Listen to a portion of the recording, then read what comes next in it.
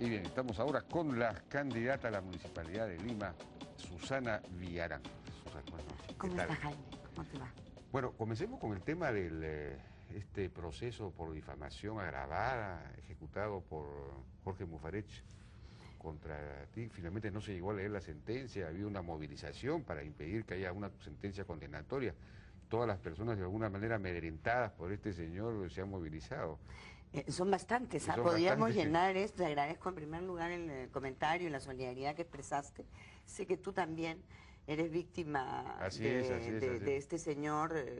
Hay mucha gente de bien en este país que de alguna u otra manera, por haber emprendido acciones que tienen que ver con la lucha contra la corrupción, han caído en procesos judiciales iniciados por Jorge Mufarech. Y este es mi caso.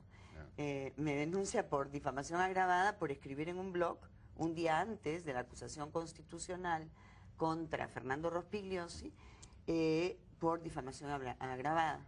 $1 millón Ah, sí, y claro, un 1 millón de juicio dólares. sumario. A mí me escuchó por 10 millones de dólares. No, te vio una pinta A mí más me- pudiente, a mí me vio media misia, entonces. Pero yo creo que algo que he aprendido esta semana es que si reaccionamos, y esta reacción ha sido de la prensa, no de personas que están de acuerdo conmigo políticamente, una gran diversidad de personas han reaccionado, la prensa reaccionó porque es un tema de libertad de expresión y es un tema de justicia.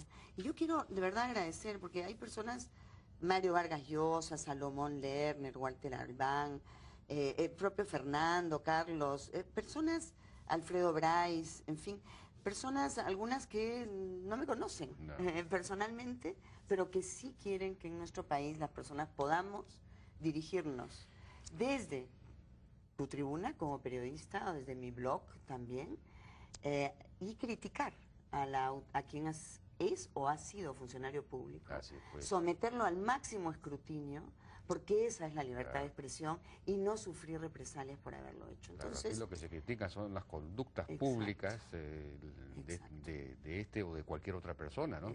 Efectivamente.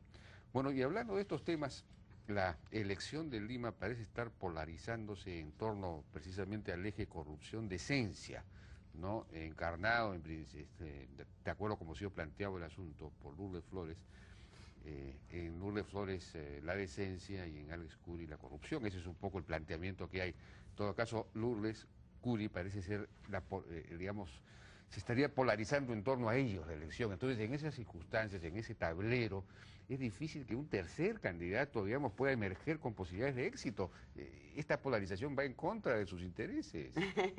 Mira, la polarización, algunos plantean que es pulverización, y la polarización no tiene por qué ser pulverización en absoluto. En primer lugar, porque todavía faltan varios meses y hasta donde yo sé, Lourdes Flores ha empezado con muy buen pie en el tema de la corrupción, que creo que compartimos muchísimo, en la lucha contra la corrupción, pero todavía ni siquiera es candidata proclamada por su partido.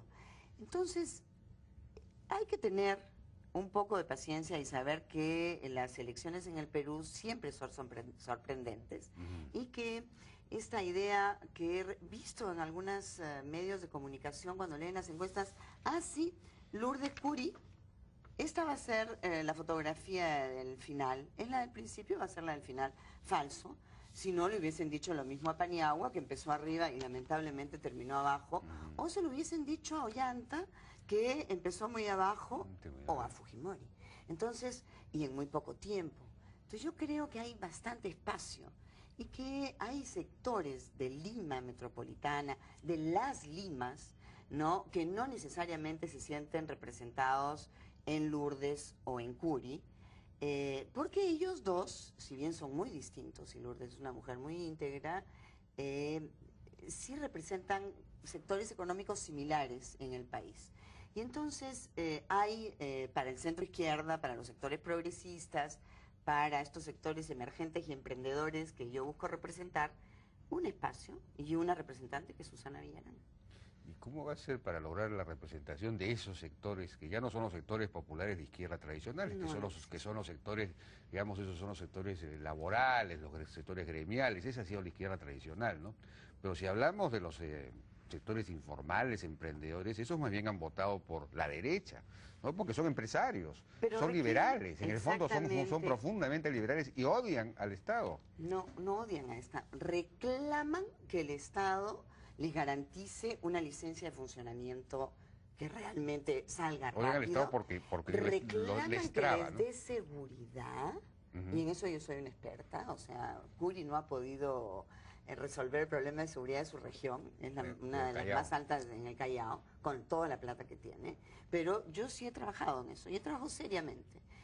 Reclaman que ¿Ha trabajado en seguridad? Ciudadana, claro, yo soy parte del equipo de la reforma y reestructuración de la Policía Nacional del Perú con Rospinus, y he sido defensora de la policía, y he trabajado en varios distritos del Perú poniendo en marcha el sistema distrital de seguridad ciudadana con resultados los consejos estupendos. Los consejos que son el liderazgo del alcalde, algo que no hemos visto hasta ahora en la ciudad de Lima. El alcalde, según nuestra norma, es el líder, es quien define la política de seguridad.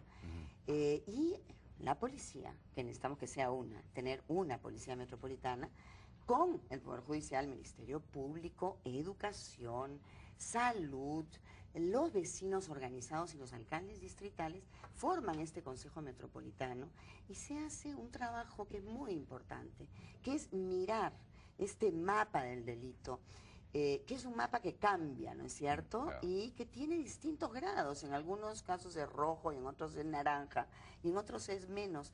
Y a problemas locales hay que tener soluciones locales. Este sistema funciona, y yo puedo garantizar que funciona. Pero los emprendedores, hombres y mujeres, acabo de estar con ellos en